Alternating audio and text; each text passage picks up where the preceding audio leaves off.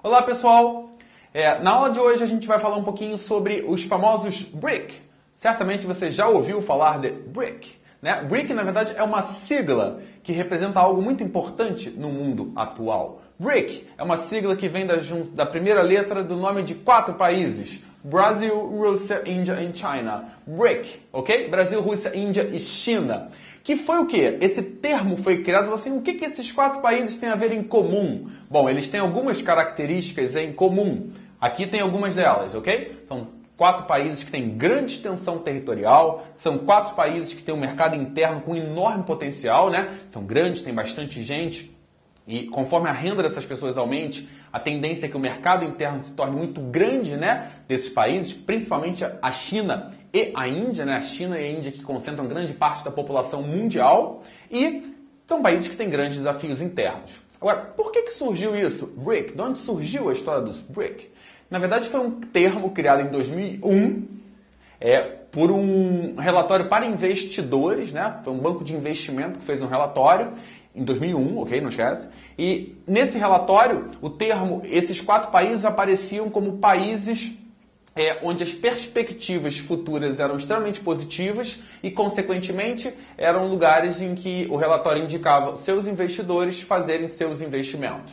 Tá? Levava em consideração justamente essas características que esses países têm em termos de potencial de crescimento, né? Assim, o fato de ter um mercado consumidor interno em potencial seria um fator que levaria à atração de investimentos. Essa atração de investimentos levaria ao desenvolvimento da infraestrutura, que consequentemente atrairia ainda mais atividade econômica. Afinal de contas, você não pode esquecer que atividade econômica busca infraestrutura e mercado consumidor. Então, se você tem um crescimento desse mercado consumidor, a atração de investimentos. Esses investimentos podem ser revertidos no desenvolvimento da infraestrutura, que é o que acontece, por exemplo, no caso chinês. Ok? O que alavanca o crescimento da China ao longo dos últimos anos?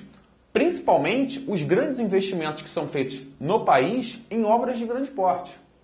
As obras de grande porte elas são grandes geradoras de emprego, elas são grandes atrativas para a produção industrial. Logicamente que junto com essas obras de grande porte, principalmente obras de infraestrutura, existe também a atração de empresas que veem na China a possibilidade de produzir com uma mão de obra que custa mais barato do que em outros lugares do mundo que apresentem também infraestrutura. Porque isso é importante, né? Não basta só a gente falar assim, porque na China a mão de obra é barata. Então vai para a África. Então pega uma pessoa em situação de fome extrema e fala assim, vou te pagar uma quantia X bem pequenininha para você trabalhar para mim. O que adianta? Adianta? Não vai adiantar. Porque a grande questão não é simplesmente o país oferecer mão de obra barata. A questão é o país oferecer mão de obra barata com possibilidade de ter mercado consumidor e infraestrutura para que possa ser possível produzir. A indústria precisa de energia, a indústria precisa de infraestrutura em termos de transporte, por exemplo. Então o governo chinês vem investindo em grandes obras de infraestrutura nessa perspectiva justamente de poder favorecer a atração de investimentos e levar ao crescimento econômico. Bom, gente, dentro dessas características, então, desses países, uma coisa que a gente não pode esquecer é que esses países, eles são os 4 principais países emergentes do mundo nas últimas décadas. Que é o termo de 2001. Esse termo em 2001, ele surgiu a partir da análise do crescimento nas últimas décadas e do potencial para crescimento para as próximas. Então são países emergentes no sentido em que apresentam níveis de crescimento superiores àqueles tradicionais, né? Eles emergem, né? Saindo de uma situação inferior rapidamente por uma situação onde estão os países mais desenvolvidos economicamente. Não confunda desenvolvimento econômico com desenvolvimento. Esses países são países subdesenvolvidos, porque ainda conservam as características do subdesenvolvimento. E aí você não pode esquecer as 2 características do subdesenvolvimento, que são as grandes desigualdades sociais e a forte dependência externa.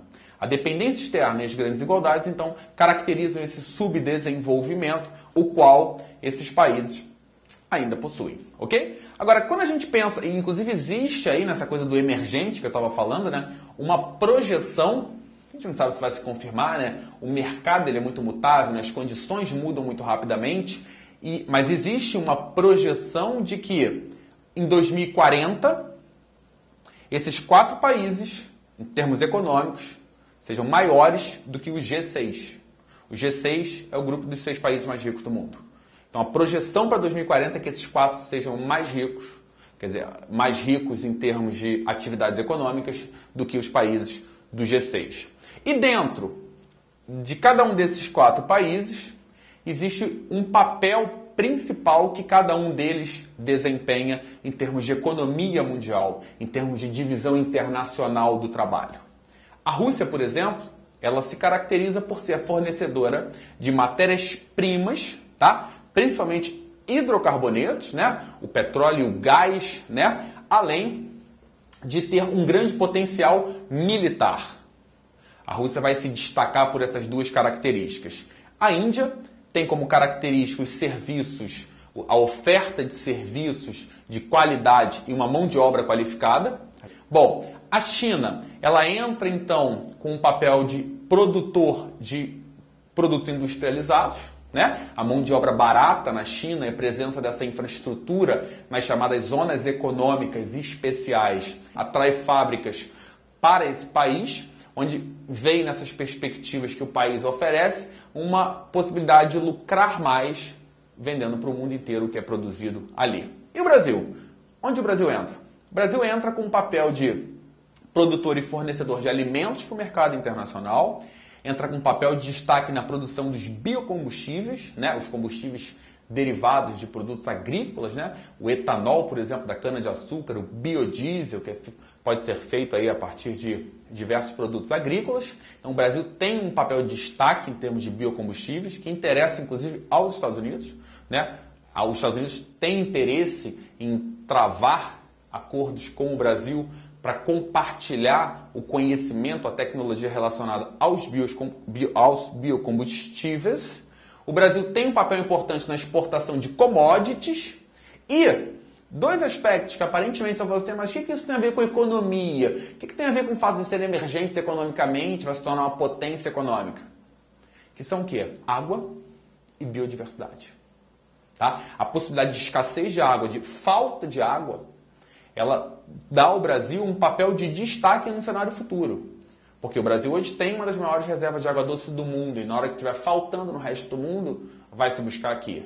Além do que, a grande biodiversidade, muito ainda a ser explorada em termos de produtos derivados dessa biodiversidade, né? Muito ainda a ser preservada para poder manter as características do planeta. Essa biodiversidade do Brasil também é um outro elemento, é um outro capital em termos de futuro para o país. Tá? Então, esses são os papéis. Aí a gente pergunta assim, e os desafios? Porque assim, são emergentes, há a possibilidade de se tornarem as grandes, a soma dos 4 serem maior do que o G6, mas esses países têm desafios a serem superados, está aqui, ó. Tem grandes desafios internos para poderem manter o ritmo de crescimento que apresentam hoje. Quais são esses desafios?